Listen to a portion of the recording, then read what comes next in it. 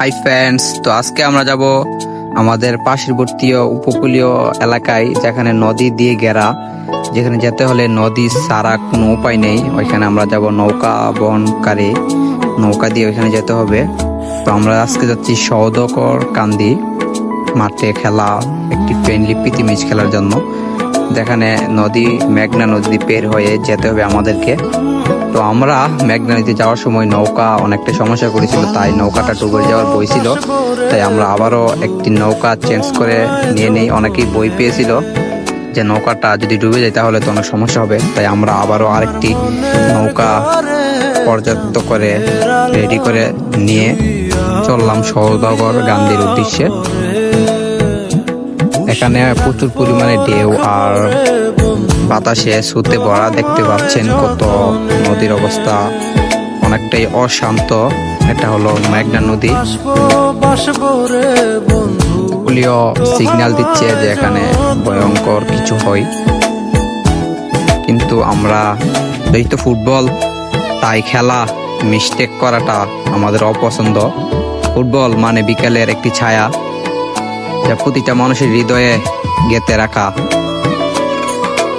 অবশেষে আমরা সওদাগর কান্দি নৌ পরিবহনে চলে আসলাম, যেখানে সওদাগর কান্দি লঞ্চ ঘাট বলা হয় এটা।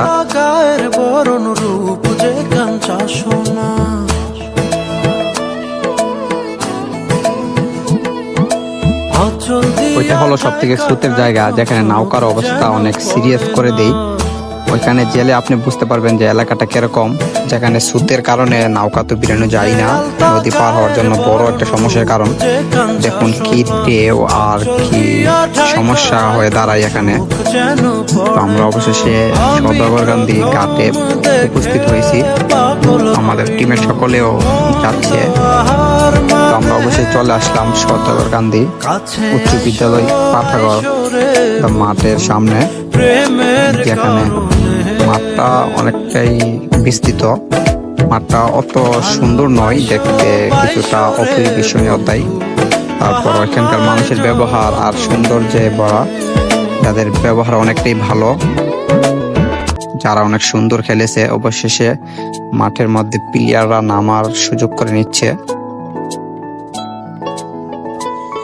এখানে খেলা দর্জমান, যেখানে বাংলাদেশ বাফুফের জার্সি পরে খেলবেন এক দল, আরেক দল খেলবেন বায়ার্ন মিউনিখের হয়ে।